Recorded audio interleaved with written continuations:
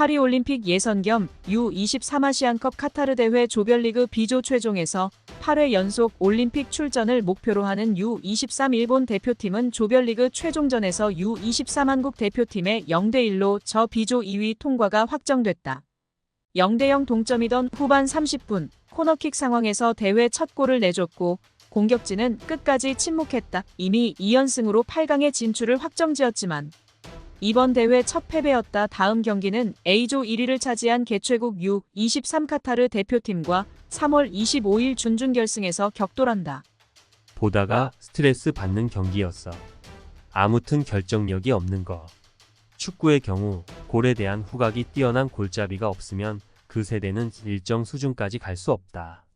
득점 기회를 놓치고 머리를 싸매는 예전의 재팬을 떠올릴 정도의 결정력이었다.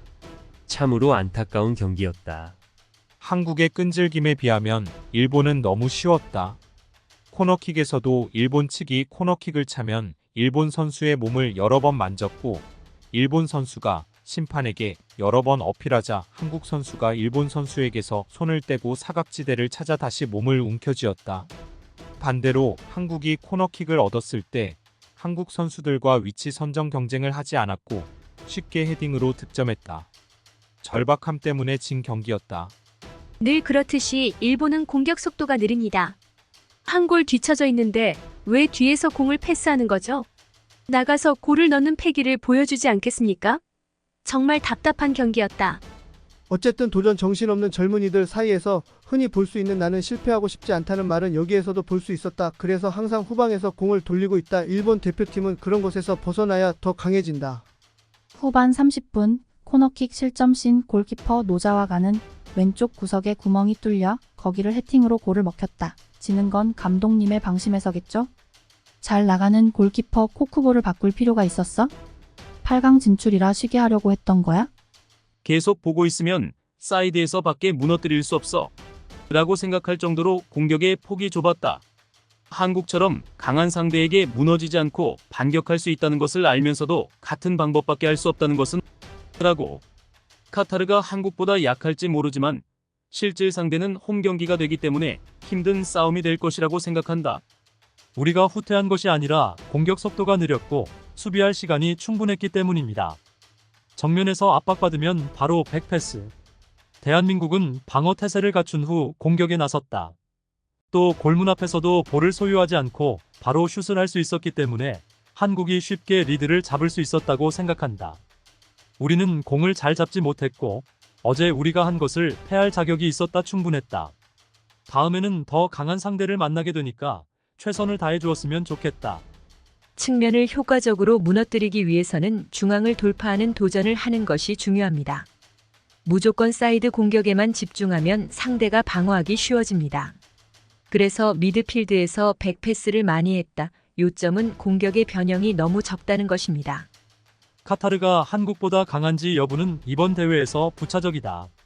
아시안컵 결승전과 마찬가지로 카타르는 이전 경기에서 심판과 VAR을 사들여 효과적으로 활용했기 때문에 카타르가 올림픽 본선 진출을 앞두고 패배하는 것은 상상도 할 수 없는 일이다. 카타르는 어대표팀과 올림픽 대표팀이 아시안컵에서 우승하는 기정사실화할 수밖에 없고 카타르는 아시아 최강팀이다. 중국전 UAE전서 좋은 수비 보여줬다. 코쿠보 브라이언을 주전으로 기용하지 않았기 때문에 중요한 세트 플레이에서의 펀칭 실수가 통안의 실점이 되었다. 한국의 기회는 유일하게 이 장면뿐이었던 만큼 아까운 일을 했다. 그러나 끝나버린 것을 구구절절 말해도 어쩔 수 없기 때문에 다음을 위해 준비해야 한다. 다음 카타르전에서 져버리면 모든 것이 끝나버리는 만큼 아시안컵에 이은 8강전 탈락은 절대로 피해야 한다. 좌우 크로스로부터의 기본 패턴 이외에 중앙으로 파고드는 드리블 등 공격의 다변화를 주고 싶다. 한국전은 공격의 패턴이 같고 상대에게 읽히고 있었다. 마츠키 근처의 분투에 기대하고 싶다. 이런 곳에서는 질 수 없습니다.